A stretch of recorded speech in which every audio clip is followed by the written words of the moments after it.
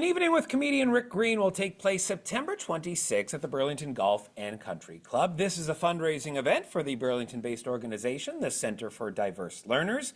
Joining me to preview the night is the man whose name graces the title of the event, Rick Green. Thanks for doing this. Oh, you're welcome. Thanks for having me. It's so wonderful to be giving this talk, because I know that until people understand what's going on, what their particular learning style, what particular spectrum they're on, and we're all on one or another. I often say that people who are very shy, it's not like they chose to be shy. There's something happening that is overwhelming, and they are very sensitive, whatever it is. We're all different. We're all wired differently, which of course makes the world wonderful. I have no musical pitch. My brother, you could play a chord and he'll go C. G. I don't know how he does it, but he's wired differently from me. Everyone definitely is. And I want to talk about all of that and why this cause works for you. But first, fans of Canadian comedy may know you from your troupe, The Frantics. But I think most people know you from your work on The Red Green Show. And either way, with those two vehicles, they involve sketch and an ensemble cast. This event is being positioned as an evening with comedian Rick Green. I'm curious what you have in store for everyone.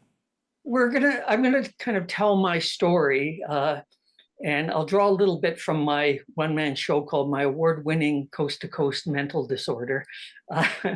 And I was diagnosed in around the year 2000, midlife, only because my son had gotten into an enhanced program and suddenly was struggling.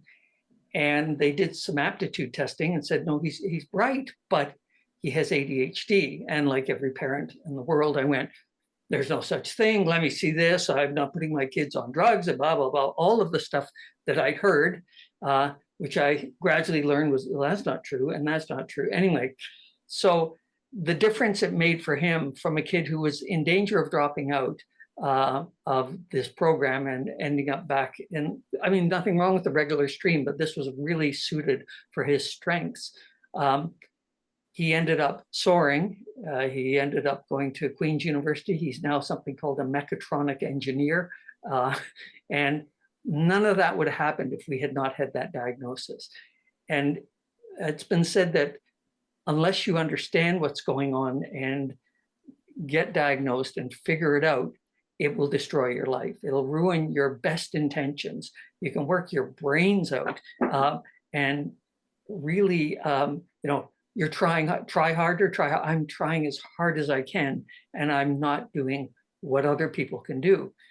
The flip side is, as you can see, I've done 700 episodes of radio and television that I've written written and acted in, but also directed a lot, produced a lot. And all of it is skit comedy. I'm not going to sit down for 3 months and struggle over a screenplay. I just don't have the attention span for that. I can sit down and write a whole bunch of stuff for Red Green in one day. So that's understanding that. Once I got the diagnosis, it was like, well, I've got all these great screenplay ideas that I had hoped to do, and I'm never going to get to them. And I could let that go. The flip side was I actually work better when I'm overloaded. So I took on more, and that woke my brain up to the point where it challenged me. And for a lot of people with ADHD, they do better actually being challenged than having kind of things made easy. So here's the thing, though. You mentioned being diagnosed there. And for someone your age, or even my age for that matter, ADHD went undiagnosed as a kid. So how did you come to know you had it, and also beyond that, learn to work with it?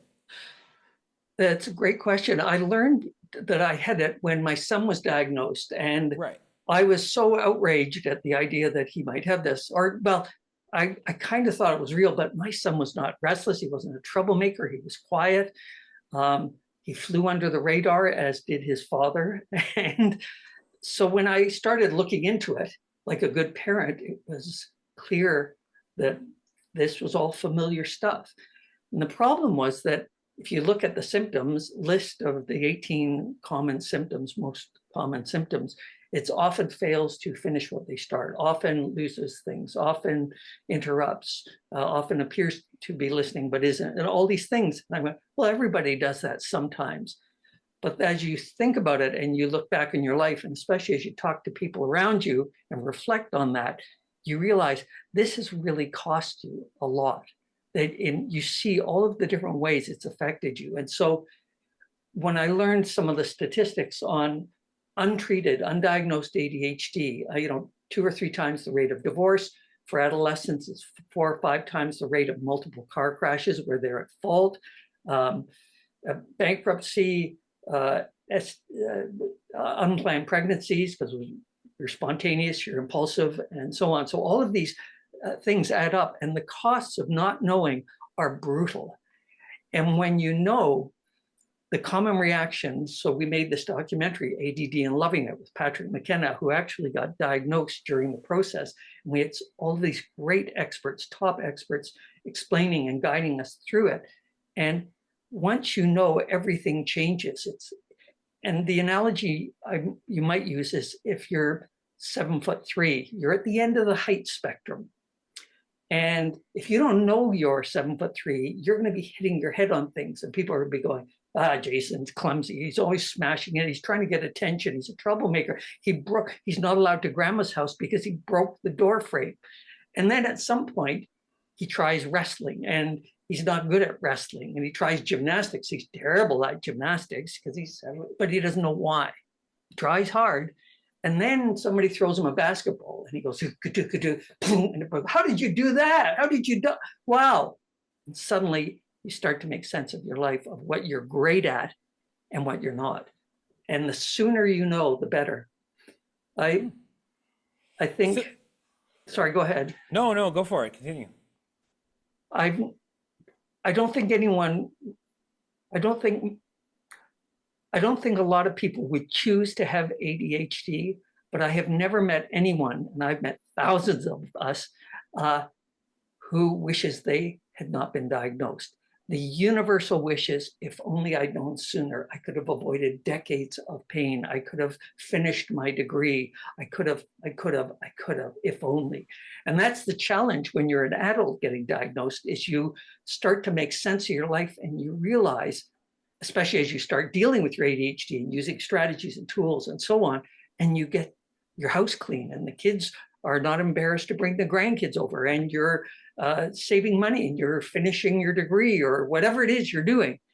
And then you're left with, if only I'd known sooner. And so that's how I felt. And that's what drove me to make the documentary. I wanted people to find out as soon as possible. And by making it funny and having Patrick McKenna and myself and Patrick's wonderful wife, the program's actually kind of a love story, but having that made it the sugar coating, that all of this information.